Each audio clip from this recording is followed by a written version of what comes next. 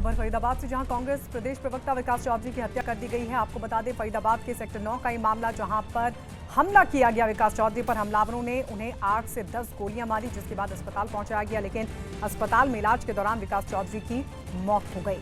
तो जिम के बाहर इस हमले को अंजाम दिया गया है। सीसीटीवी में भी हालांकि ये घटना कैद हुई है। अब पुलिस हमलावरों की तलाश में जुट गई है। बताया जा रहा है कि 2 हमलावर थे जिन्होंने इस वारदात को अंजाम दिया। एक्सक्लूसिवली न्यूज़ 18 इंडिया पर ये तस्वीरें, सीसीटीवी फुटेज जिसमें ये घटना कैद हुई है, वारदात कैद हुई है। अब पुलिस हमलावरों की तलाश में जुट गई है, लेकिन बताया जा रहा है कि 8 से 10 गोलियां मारी गई थी विकास चौधरी पर। विकास चौधरी जो कि जिम जा रहे थे और इसी दौरान उन पर हमला हुआ। कांग्रेस नेता की हत्या को अंजाम दिया गया। ये बड़ा सवाल कानून व्यवस्था को लेकर, किस तरीके से दिन दहाड़े हमलावर आते हैं, गोलियां बरसाते हैं और मौके से फरार हो जाते हैं। और अभी तक पुलिस के हाथ इन हमलावरों का कोई सुराग नहीं लगा है कि आखिर ये हमलावर कौन थे, इनका मकसद क्या था। अभी तो शुरुआती जांच में ये पता लगा कि SX4 गाड़ी विदाउट नंबर, उसमें 4 लोग थे और उन्होंने गोलियां चलाई हैं। अभी फर्स्ट उसमें ये बता रहे हैं एक्सपायर हो गए हैं, डेथ हो गई है, डॉक्टर कह रहे हैं।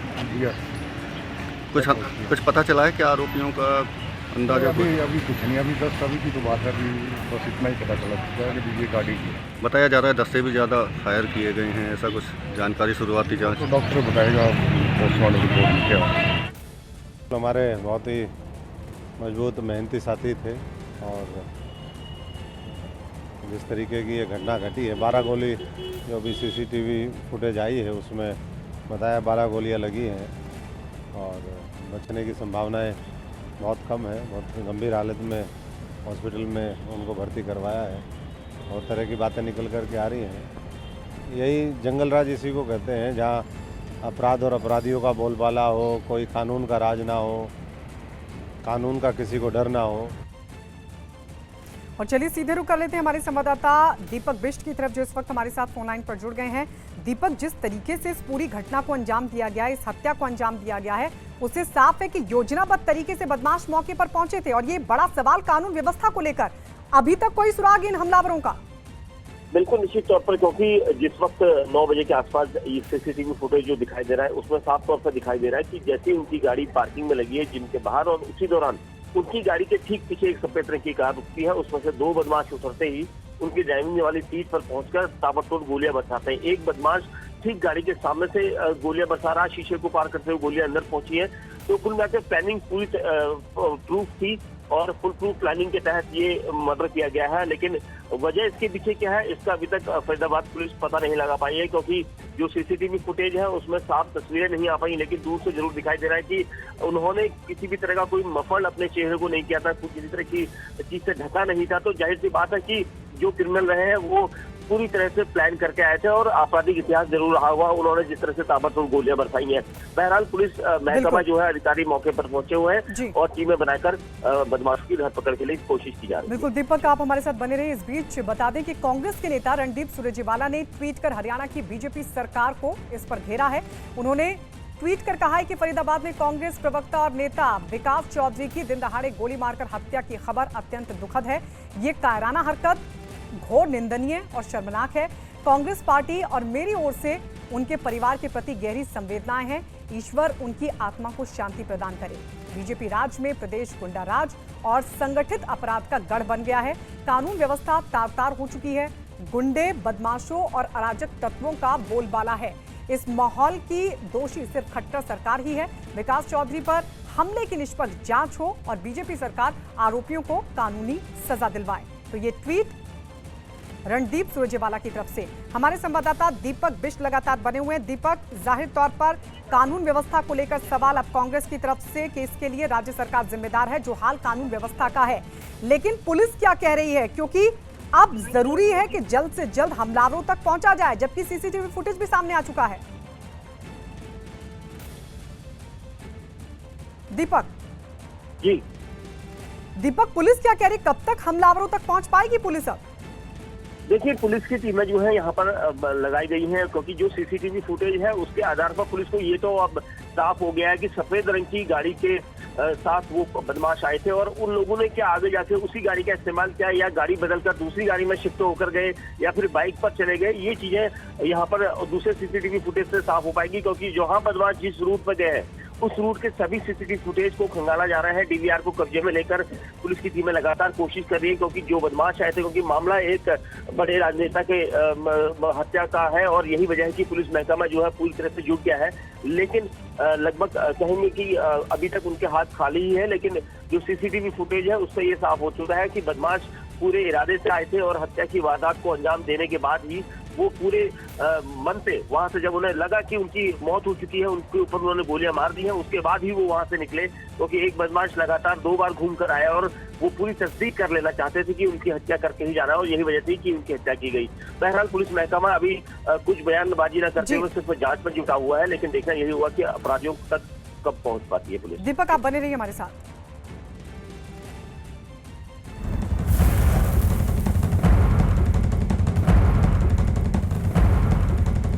की बड़ी खबर आपको बता दें, दिल्ली पुलिस के एसआई पर लगा है रेप का आरोप। शादी का झांसा देकर रेप का आरोप उन पर लगा है और स्पेशल सेल में तैनात है सब इंस्पेक्टर। पुलिस ने मामला दर्ज कर लिया है। इस वक्त की ब्रेकिंग न्यूज हम आपको बता रहे हैं। दिल्ली पुलिस के एसआई पर रेप का आरोप लगा है और बताया जा रहा है कि सब इंस्पेक्टर स्पेशल सेल में तैनात है। तो इस वक्त की बड़ी खबर, दिल्ली पुलिस के एक सब इंस्पेक्टर पर लगा है ये आरोप। एक महिला ने रेप का आरोप लगाया है। शिकायत के बाद आरोपी सब इंस्पेक्टर के खिलाफ दर्ज कर लिया गया है मामला। आरोपी सब इंस्पेक्टर दिल्ली पुलिस की स्पेशल सेल में तैनात है। महिला का आरोप है कि आरोपी ने शादी का झांसा देकर उसके साथ बलात्कार किया। फिलहाल मामले की जांच की जा रही है। हमारे संवाददाता दीपक लगातार बने हुए हैं। दीपक, ये पूरा मसला क्या है और मामला ही दर्ज किया गया है, गिरफ्तारी भी होगी सब इंस्पेक्टर की? देखिए, फिलहाल पूरे मामले में पुलिस की टीमें जांच कर रही, क्योंकि जो सब इंस्पेक्टर है वो इस वक्त एब्सेंट है और लगातार 3 दिन से वो एब्सेंट है और पुलिस का कहना है कि उनकी धरपकड़ के लिए कोशिश की जा रही है, क्योंकि जो मामला है कई साल पहले से दोनों जो है एक दूसरे को जानते थे और शादी का दबाव लगातार बनाकर जो पीड़िता ने आरोप लगाया है, जो तहरीर जिसमें कहा गया था कि उसकी जो है उसके साथ रेप किया गया और उसे शादी का झांसा देकर लगातार बहलाया गया, इसकी वजह से वो परेशान हो गई थी और अब वो शादी से मुकर गया था, जिसके बाद उसके खिलाफ उसने मामला दर्ज किया है। और अब पुलिस की टीमें जो है जांच कर रही है और इस पूरे मामले में जांच के बाद ही साफ हो आएगा, लेकिन रेप का मामला सब इंस्पेक्टर के खिलाफ दर्ज किया गया है। शुक्रिया दीपक इस तमाम जानकारी के लिए।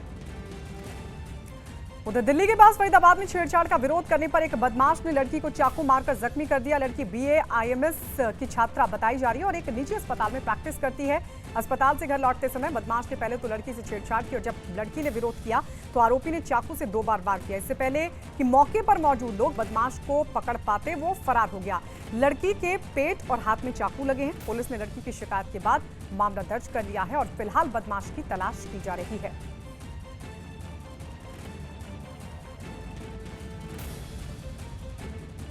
गृहमंत्री अमित शाह इस वक्त जम्मू कश्मीर में खुफिया विभाग और सुरक्षा बल के साथ बैठक करते नजर आए। अमरनाथ यात्रा को देखते हुए इस बैठक को बेहद अहम माना जा रहा है। तो खुफिया विभाग के साथ ये बैठक अमित शाह की बेहद अहम ये बैठक मानी जा रही है। एक तरफ अमरनाथ यात्रा जुलाई में शुरू होने जा रही है, उसको लेकर सुरक्षा के दिशा निर्देश दिए जा रहे हैं। अमित शाह की तरफ से कल भी बैठक हुई थी और आज एक बार फिर बैठक खुफिया विभाग और सुरक्षा बल के साथ अमित शाह की। जम्मू कश्मीर दौरे के दूसरे दिन गृहमंत्री अमित शाह ने शहीद इंस्पेक्टर अरशद खान के परिजनों से मुलाकात की। श्रीनगर में अरशद के घर पहुंचे अमित शाह ने परिवार से मिलकर उन्हें सांत्वना दी। अमित शाह ने अरशद के साहस पर गर्व जताया।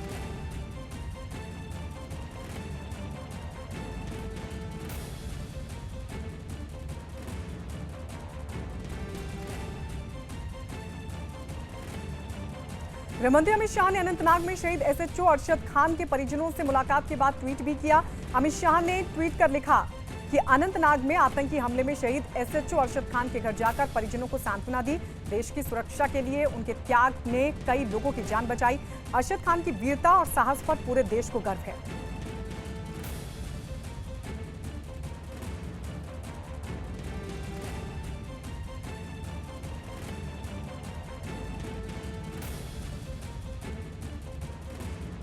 तो ये ट्वीट अमित शाह की तरफ से किया गया। दरअसल अमित शाह जम्मू कश्मीर के 2 दिवसीय दौरे पर और इस दौरान उन्होंने शहीद अरशद खान के परिजनों से भी मुलाकात की। आपको बता दें 12 जून को आतंकी हमले में शहीद जख्मी हो गए थे एसएचओ और उसके बाद इलाज के दौरान वो शहीद हो गए। इस सब के बीच अमित शाह जम्मू कश्मीर के दौरे के दौरान परिजनों से मिलने के लिए पहुंचे। अरशद खान के परिजनों से मुलाकात की और ये ट्वीट भी किया।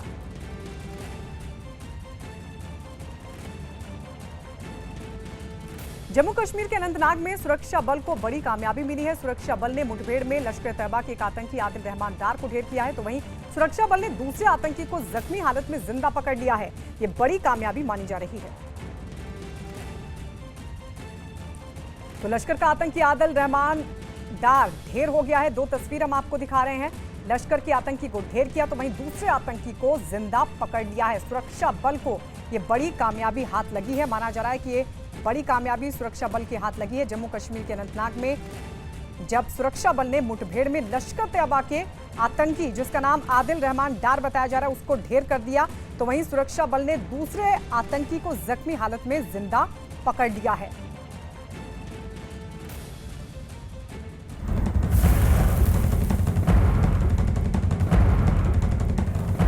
इस वक्त की ब्रेकिंग न्यूज आपको बता दें, भगौड़े हीरा कारोबारी नीरव मोदी के 4 अकाउंट सीज किए गए हैं। स्विट्जरलैंड में ये अकाउंट सीज किए गए हैं।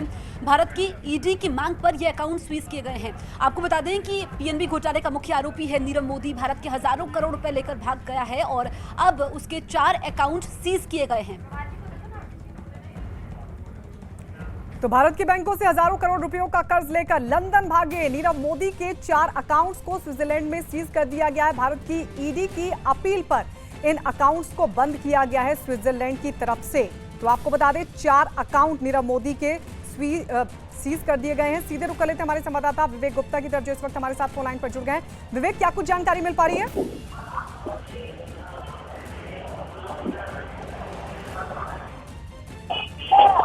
विवेक, डिटेल में क्या कुछ पता चल पा रहा है? अभी तो आपको बताना चाहेंगे कि ये बहुत बड़ा झटका है नीरव मोदी के लिए, क्योंकि आपको बताना चाहिए कि इन्फोर्समेंट डायरेक्टरेट जो इस पूरे मामले की जांच कर रहा है, उन्होंने पहले ही नीरव मोदी के हजारों करोड़ की प्रॉपर्टी को सीज किया हुआ है, उनकी जो जगह उसको भी सीज किया हुआ है।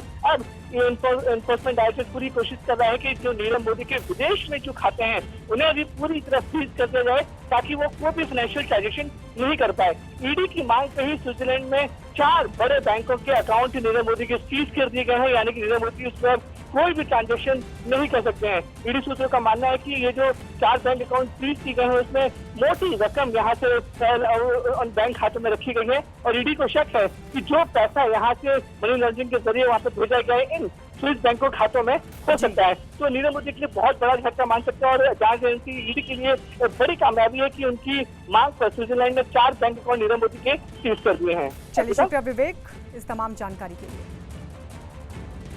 उधर जापान के ओसाका में G20 बैठक से पहले पीएम मोदी ने जापान के पीएम शिंजो आबे से मुलाकात की। शिंजो आबे ने एक बार फिर चुनावों में भारी जीत के लिए पीएम मोदी को बधाई दी। G20 देशों की बैठक 28 और 29 जून को ओसाका में होने वाली है। उम्मीद है कि कल से होने वाली 2 दिन की G20 बैठक में पीएम की अमेरिका के राष्ट्रपति डोनाल्ड ट्रंप से भी अहम मुलाकात हो सकती है।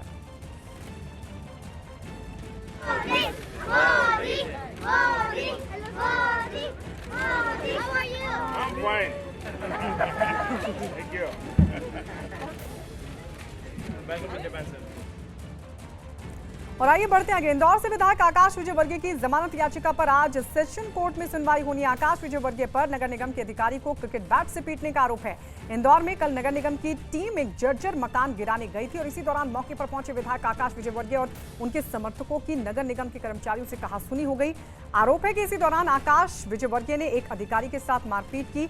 आकाश विजयवर्गीय को कल गिरफ्तार किया गया था, जिसके बाद जिला अदालत ने उनकी जमानत याचिका को खारिज करते हुए 7 दिन की न्यायिक हिरासत में भेज दिया था।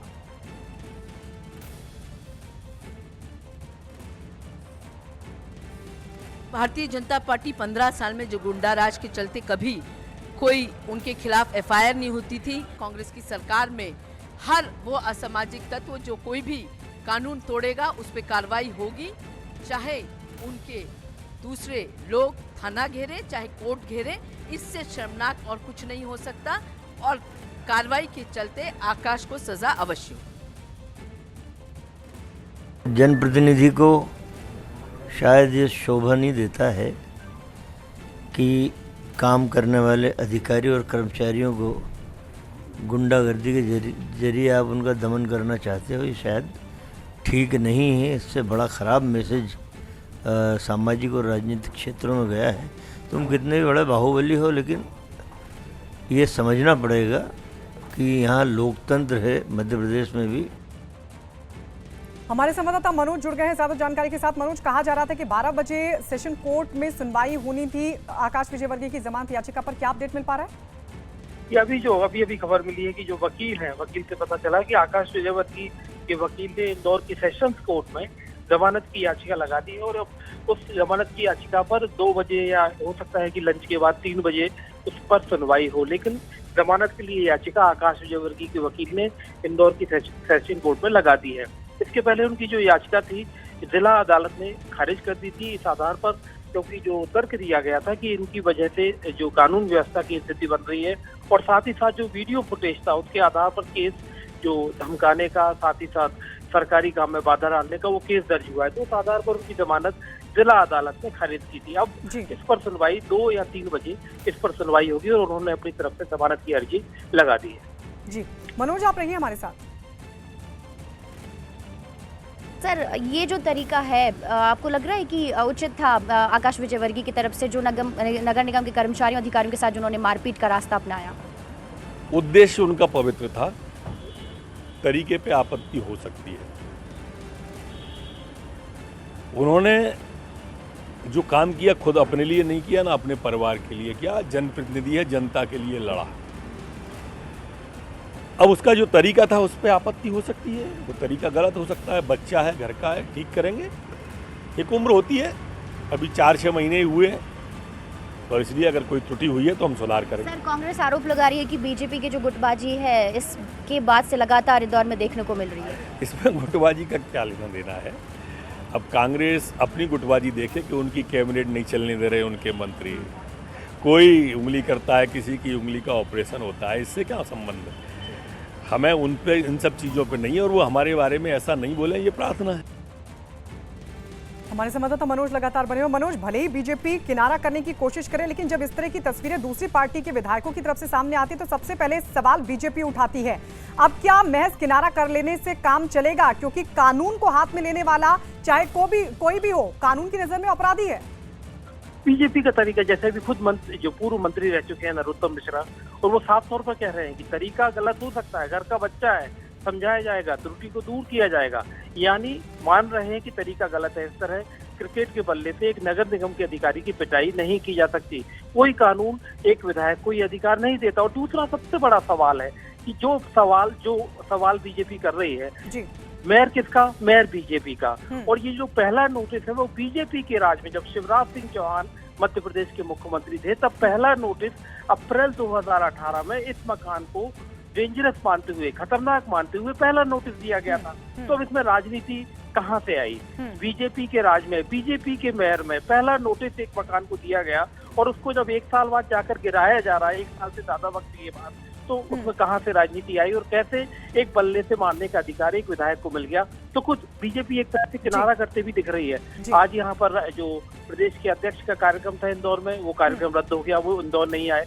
और साथ ही साथ कल इस बात की चर्चा थी कि नेता प्रतिपक्ष गोपाल भार्गव भी इसमें आएंगे, तो वो भी नहीं आ रहे। चलिए, शुक्रिया मनोज इस तमाम जानकारी के लिए। उधर पश्चिम बंगाल के बर्धमान में एक टीएमसी कार्यकर्ता का शव पेड़ से लटका मिलने पर बवाल खड़ा हो गया। बताया गया कि 52 साल के पुर्णेंदु चट्टोपाध्याय का शव पेड़ से लटका मिला था। टीएमसी कार्यकर्ताओं ने आरोप लगाया कि बीजेपी के लोगों ने पुर्णेंदु की हत्या की। टीएमसी के लोगों का यह भी आरोप है कि 2 दिन पहले पुर्णेंदु के घर पर बीजेपी के लोगों ने हमला भी किया था। इसके बाद टीएमसी के कार्यकर्ताओं ने थाने का घेराव किया और आरोपी बीजेपी कार्यकर्ताओं की गिरफ्तारी की मांग उठाई।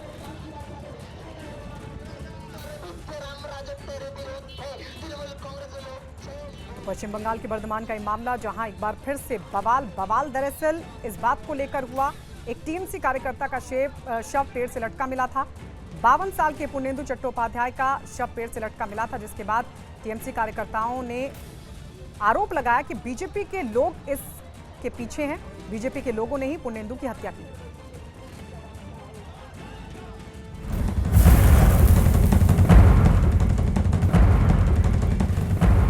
इसी बीच बड़ी खबर पश्चिम बंगाल की हुगली से, जहां पर एक बार फिर से बीजेपी कार्यकर्ता और पुलिस आपस में भिड़ गए।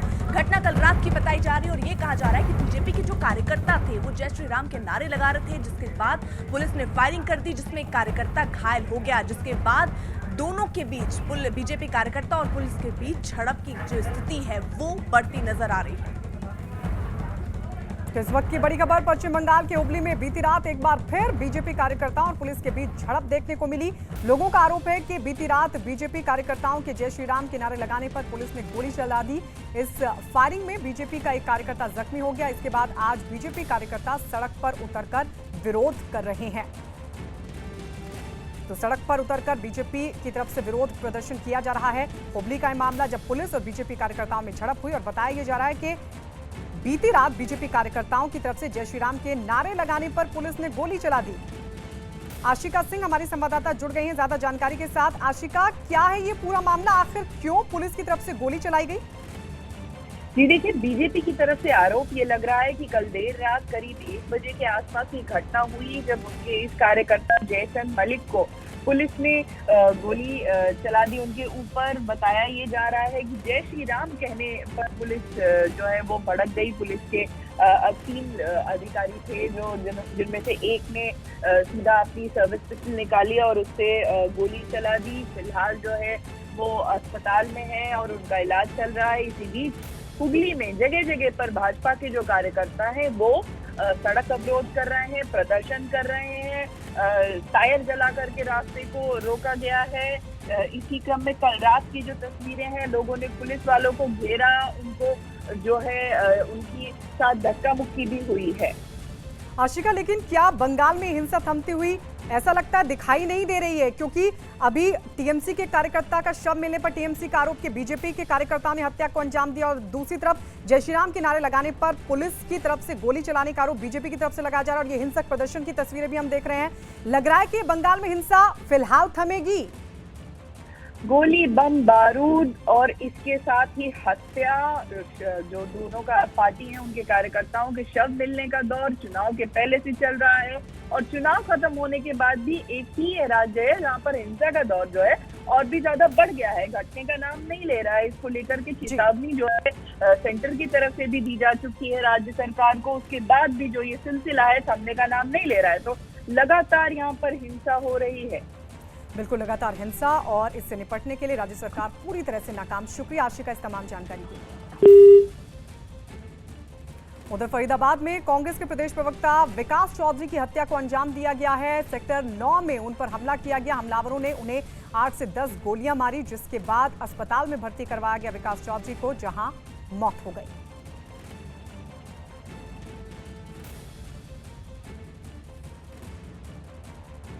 तो ये सीसीटीवी फुटेज सामने आया है जिसमें साफ तौर पर दिखाई दिया किस तरीके से इस वारदात को अंजाम दिया गया। अभी तो शुरुआती जांच में ये पता लगा कि SX4 गाड़ी विदाउट नंबर, उसमें 4 लोग थे और उन्होंने गोलियां चलाई हैं। अभी फर्स्ट उसमें ये पता लगा, बता रहे हैं एक्सपायर हो गए हैं, डेथ हो गई है, डॉक्टर कह रहे हैं।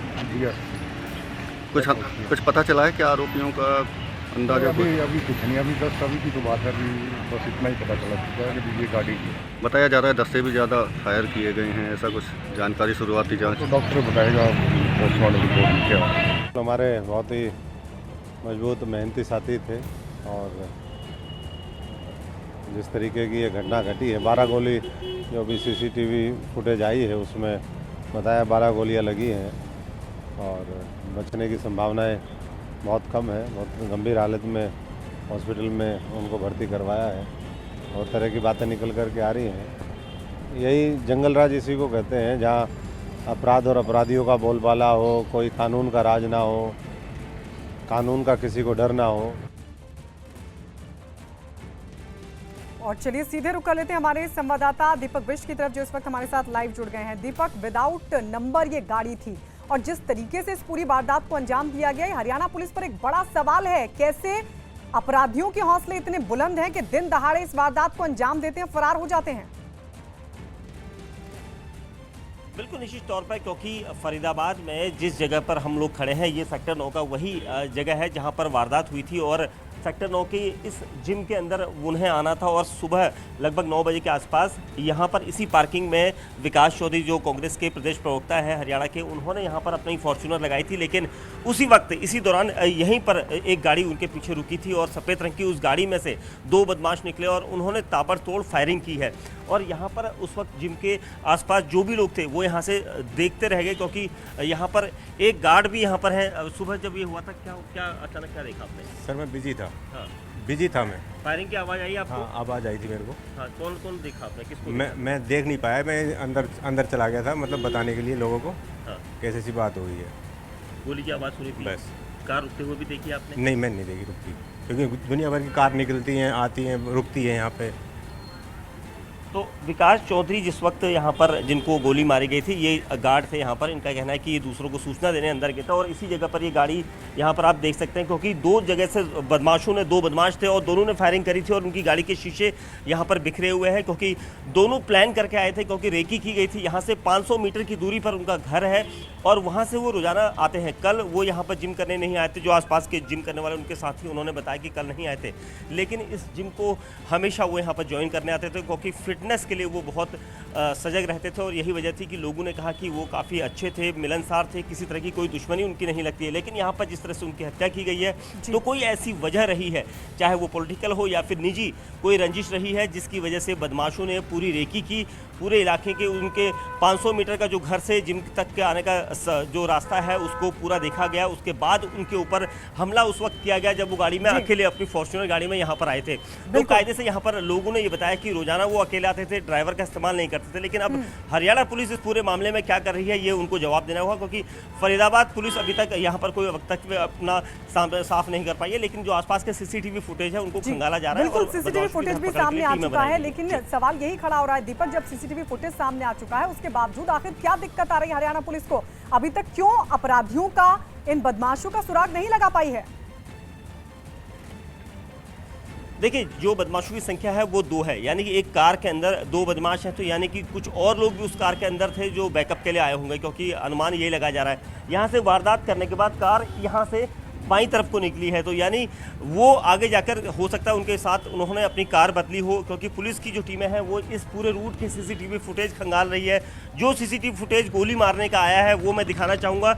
ये सीसीटीवी कैमरा है जिसका फुटेज इस वक्त पार्किंग में लगी गाड़ी में आया था और इस फुटेज के जरिए ही पुलिस को ये पता चला कि 2 बदमाश गाड़ी में आए थे और उन्होंने कार से उतरकर फायरिंग करी। लेकिन अभी तक पुलिस के हाथ खाली हैं, क्योंकि बदमाशों की धरपकड़ के लिए टीमें तो बनाई गई हैं, लेकिन वो टीमें कहाँ क्या करेंगी इस बारे में अभी तक पुलिस कुछ नहीं बता रही। उनका कहना है कि हमारी टीमें जांच कर रही हैं।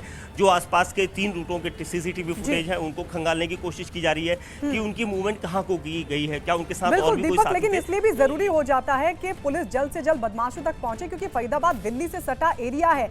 अगर जल्द से जल्द नहीं गिरफ्तार किया गया तो जाहिर तौर पर दिल्ली की ओर रुख कर जाएंगे, तब और ज्यादा मुश्किल होगी पुलिस को बदमाशों तक पहुंचने में। बिल्कुल निश्चित तौर पर, क्योंकि वो एक ऐसी कार से हैं जो सफ़ेद रंग की है और अमूमन सफ़ेद रंग की टैक्सियां घूमती हैं, दूसरी कारें घूमती हैं और सुबह का 9 बजे का समय जब लोग अपने दफ्तर को जाते हैं, और यही वजह है कि उतनी कारों के बीच में उस कार को खोजना बहुत बड़ा चैलेंज होगा पुलिस के लिए। और वहीं दूसरी तरफ अपराधी कौन है, क्या आगे जाकर उन्होंने गाड़ी कहीं खड़ी कर दी या दूसरी गाड़ी बदल ली, इस पूरे मामले पर भी पुलिस के हाथ खाली रहेंगे। क्योंकि अगर आसपास 3 बॉर्डर लगती है, क्योंकि यहाँ से राजस्थान को आप जा सकते हैं, दिल्ली को आप जा सकते हैं और उसके साथ साथ यूपी की तरफ आप मूव कर सकते हैं। तो 3 स्टेट ऐसे हैं जहां को बदमाश मूव कर सकते हैं, लेकिन जो भी है काफी डेडेड क्रिमिनल है और इनकी पकड़ धकड़ के लिए पुलिस टीमें लगी हुई है। जी चलिए, शुक्रिया दीपक इस तमाम जानकारी के लिए।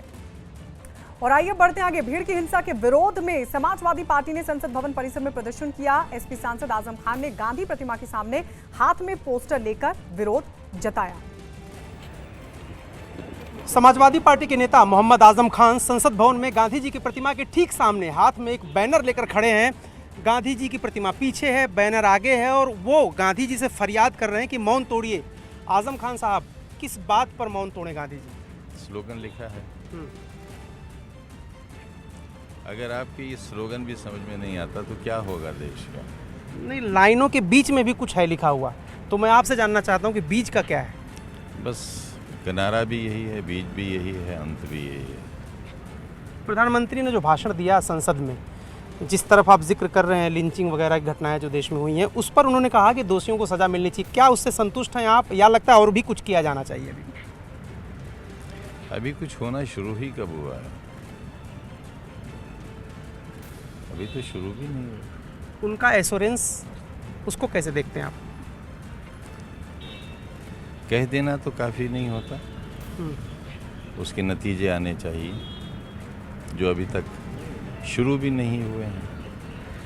तो आजम खान साहब कह रहे हैं बापू मौन तोड़िए, हथियार और हत्या से निदान असंभव है। उनका इशारा जो है वो देश में जो मॉब लिंचिंग की घटनाएं हो रही हैं उसकी तरफ है, और उसी को लेकर के पोस्टर यहाँ पर वो खड़े हैं और इशारों में अपनी बात कहते हैं, और साथ ही साथ प्रधानमंत्री पर भी निशाना साधते हैं। कहते हैं बातें उन्होंने की लेकिन उस पर कार्रवाई अभी शुरू नहीं हुई है।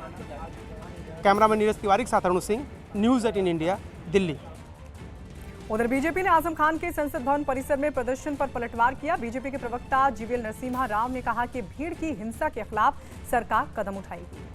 मॉब लिंचिंग को लेकर अभी सपा के सांसदों ने प्रदर्शन किया है, देश में स्थिति ठीक नहीं है और उस पर सवाल उठाए उन्होंने। देखिए, किसी न किसी प्रकार केवल और केवल राजनीति के लिए जो दल करते हैं, जो इस प्रकार के मॉब लिंचिंग राजस्थान में हाल में हुआ था, और ऐसे घटनाएं जब कांग्रेस शासित राज्यों में होते हैं तब कोई मुद्दा नहीं होता है, और ऐसे घटना, दुर्घटना जिसकी हम निंदा करते हैं, जिस पर कार्रवाई की हम खुद मांग करते हैं, ऐसे घटना जब भाजपा शासित राज्य में एक भी होता है, इसको लेकर बड़ी राजनीतिक रोटियां सेकने लग जाते हैं ये सारे दल। तो इसलिए जनता इनकी इस प्रकार के दिखावे को समर्थन नहीं दे रही। और अब बात यूपी के उन्नाव की, जहां जिले की जेल में कैदियों की मौज मस्ती का एक वीडियो वायरल हुआ। बताया गया कि ये वीडियो सर्दियों के मौसम का है, जिसमें जेल में सजा काट रहे 2 अपराधी प्रशासन को चुनौती देते हुए दिखाई दे रहे हैं और बड़े रुआब के साथ हाथ में पिस्तौल लेकर तस्वीर खिंचवाते भी नजर आ रहे हैं। जेल में बंद ये दोनों कैदी बिना किसी खौफ के फोटो शूट करवाते रहे और बेझिझक होकर अपने पास रखा मोबाइल भी दिखाया। इतना ही नहीं, इन कैदियों में एक कैदी तो खुलेआम जान से मारने की धमकी भी देता नजर आया। जेल में बंद इन कैदियों के पास केवल पिस्तौल और मोबाइल ही नहीं थे, बल्कि ऐशोआराम का दूसरा सामान भी था, क्योंकि इस वीडियो में ये कैदी पार्टी करते भी दिखे और स्वादिष्ट खाना और शराब के साथ दावत उड़ाते नजर आए।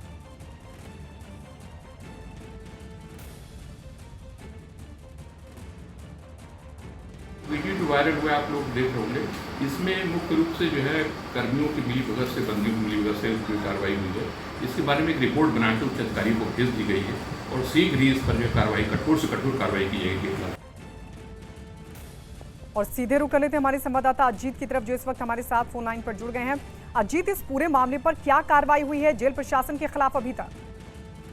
देखिए, बिल्कुल खबर चलने के बाद जरूर विभाग एक्शन में आया और मुख्य गृह की तरफ से कार्रवाई के आदेश दिए गए, जिसमें 4 पुलिस कर्मियों के खिलाफ विभागीय कार्रवाई के आदेश जरूर दिए गए, लेकिन अभी कोई बड़ी कार्रवाई नहीं की गई है। आपको पता होगा, इसके पहले भी कई जेलों में वीडियो वायरल हुए, रायबरेली से लेकर और बागपत तक।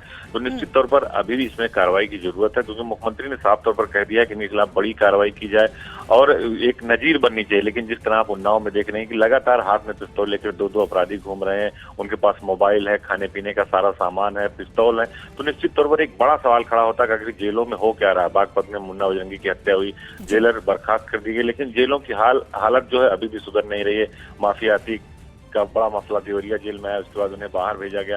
तो निश्चित तौर पर एक बड़ी कार्रवाई की जरूरत अभी भी है। जो बड़े अधिकारी हैं इसमें, अभी भी उनके खिलाफ कोई कार्रवाई नहीं हुई। हालांकि एडीजी जेल आनंद कुमार ने जरूर कहा है पूरे मामले की जांच कराई जा रही है और बड़े अधिकारी जो इसमें शामिल होंगे उन पर कार्रवाई की जाएगी। लेकिन सवाल यही गायत्री कि आखिर जो जेलों में बंद माफिया हैं, अपराधी, उनसे मिलने वालों की तलाशी क्यों नहीं होती, उनके पास जाने वाले सामान की जांच क्यों नहीं होती और कैसे बेरोक टोक किसी भी वक्त उनसे कोई भी व्यक्ति, उनका आदमी जो होता है, जाकर मिल लेता है। तो एक सवाल उत्तर प्रदेश की पुलिस प्रशासन में खड़ा होता है और उस वक्त खड़ा होता है जब खुद मुख्यमंत्री हर चीज की मार्किंग कर रहे हैं, लगातार कार्रवाई कर रहे हैं। उन्होंने अक्षम पुलिसकर्मियों को रिटायरमेंट जबरन करने का आदेश दे दिया। उसके बाद भी अगर ये व्यवस्था नहीं सुधर रही है तो एक बड़ा सवाल होता है जेल प्रशासन पर, और जेल की व्यवस्था कैसे सुधरेगी और कब सुधरेगी, ये देखने वाली बात होगी। बिल्कुल, जेल की जो ये व्यवस्था है कब सुधरेगी, ये एक बड़ा सवाल है और सवाल ये भी बड़े अधिकारियों पर कब तक कार्रवाई होती है। फिलहाल शुक्रिया अजीत इस तमाम जानकारी के लिए। इस बीच यूपी के सीएम योगी आदित्यनाथ ने अधिकारियों पर सख्ती दिखाते हुए आदेश दिया है कि सभी अधिकारियों को सुबह 9 बजे तक दफ्तर पहुंचना ही होगा। सीएम योगी के आदेश के मुताबिक अगर अधिकारी सुबह 9 बजे तक दफ्तर नहीं आते तो उनका वेतन काट लिया जाएगा। मुख्यमंत्री योगी आदित्यनाथ का ये सख्ती भरा आदेश, इससे पहले भी वो लगातार चेताते रहे अधिकारियों को कि वो वक्त पर दफ्तर पहुंचे और इस बार योगी आदित्यनाथ ने कह दिया है कि 9 बजे तक अगर अधिकारी दफ्तर नहीं पहुंचते हैं तो फिर उनका वेतन काट लिया जाएगा।